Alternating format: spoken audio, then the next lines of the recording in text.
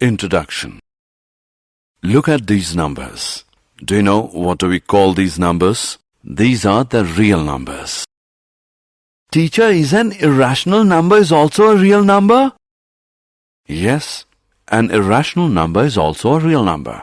A rational number or an irrational number is called a real number. Today we will learn more about rational as well as irrational numbers. Objectives. At the end of this lesson, you will be able to define irrational numbers, show whether the number is irrational or not, explain rational numbers and their decimal expansions, convert the rational numbers into decimal expansion. Revisiting irrational numbers. We know that rationals and irrationals together made up the real numbers. A number S is called irrational if it cannot be written in the form P upon Q, where P and Q are integers and Q is not equal to 0. Irrational means not rational. The most famous irrational number is square root 2.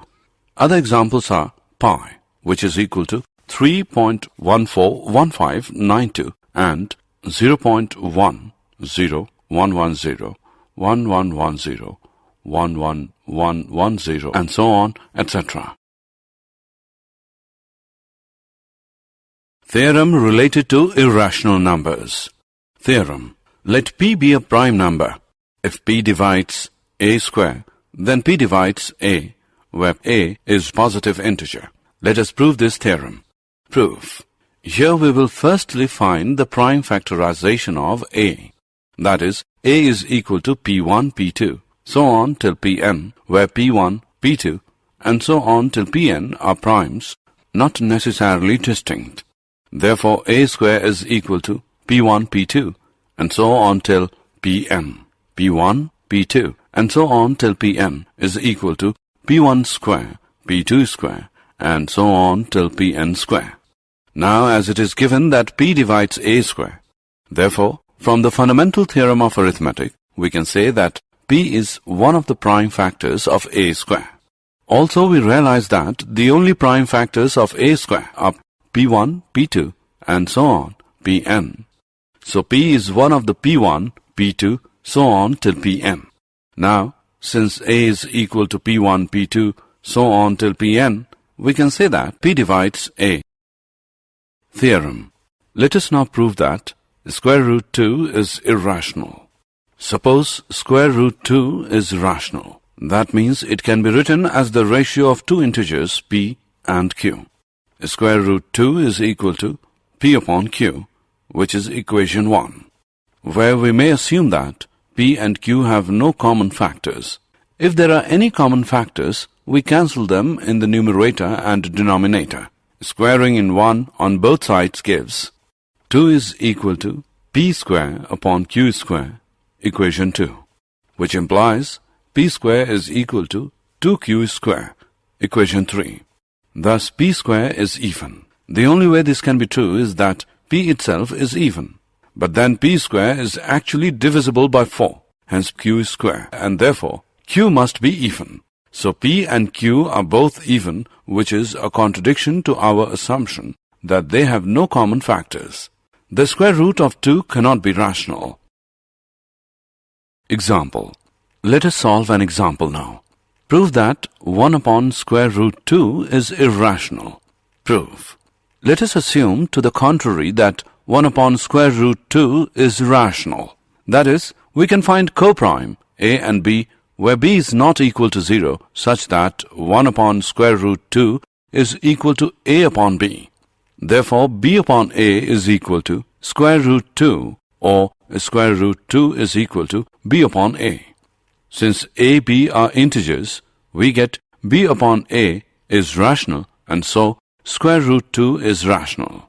But this contradicts the fact that square root 2 is irrational. This contradiction has arisen because our incorrect assumption that square root 2 is rational.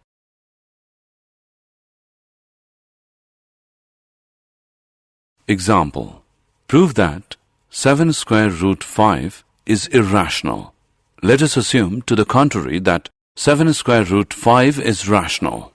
That is, we can find coprime A and B, where B is not equal to 0 such that 7 square root 5 is equal to A upon B.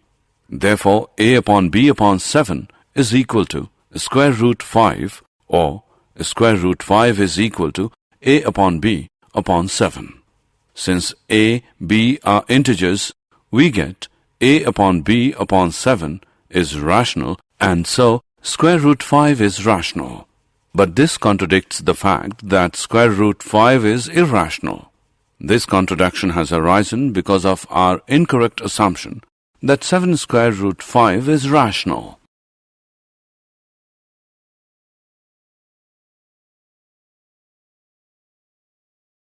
Revisiting rational numbers and their decimal expansions. As you may remember from school, rational numbers have a terminating or eventually repeating periodic decimal expansion, whereas irrational numbers don't. So, for example, 0.123, 123, 123, 123, and so on, with 123 repeating forever is rational. In fact, it is equal to 41 upon 333. Whereas something like 0.1, 2, 3, 4, 5, 6, 7, 8, 9, 10, 11, 12, 13, 14, 15, and so on, which will never repeat, is irrational. Terminating decimal.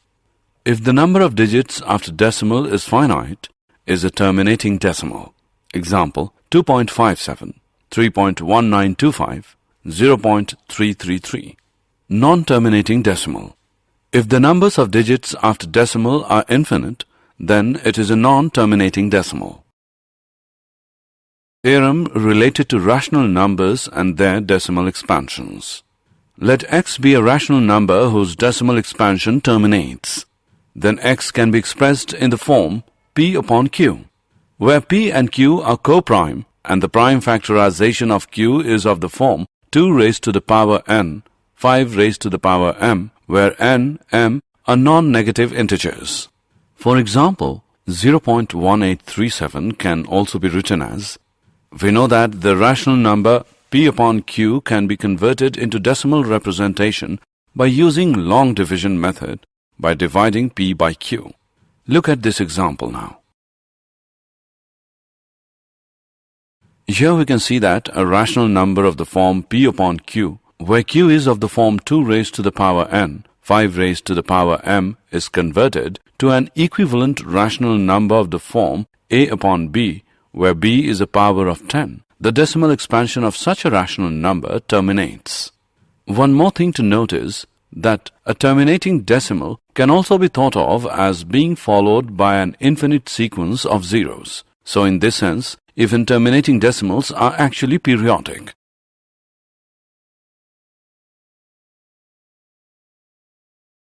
Theorem. Let x is equal to p upon q be a rational number such that the prime factorization of q is of the form 2 raised to the power n, 5 raised to the power m, where n, m are non-negative integers. Then x has a decimal expansion which terminates. Let us solve an example. Without actually performing the long division, state whether the following rational number will have a terminating decimal expansion or a non-terminating repeating decimal expansion. 13 upon 3125. We can write it as 13 upon 3125 is equal to 13 upon 5 raised to the power 5. Here q is 5 raised to the power 5, which is of the form 2 raised to the power n, 5 raised to the power m, n is equal to 0, m is equal to 5. So the rational number 13 upon 3125 has a terminating decimal expansion. Let x equals p upon q be a rational number such that the prime factorization of q is not of the form 2 raised to the power n, 5 raised to the power m, where n, m are non-negative integers. Then x has a decimal expansion which is non-terminating, repeating, recurring. Let us now write the decimal expansion of 17 upon 8. Similarly, decimal expansion of 15 upon 1600 is 0.009375.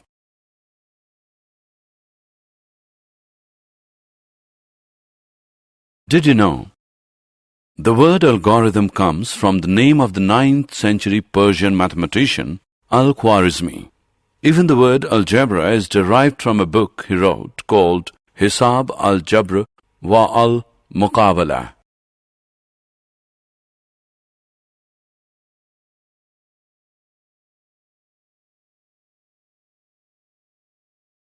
Summary.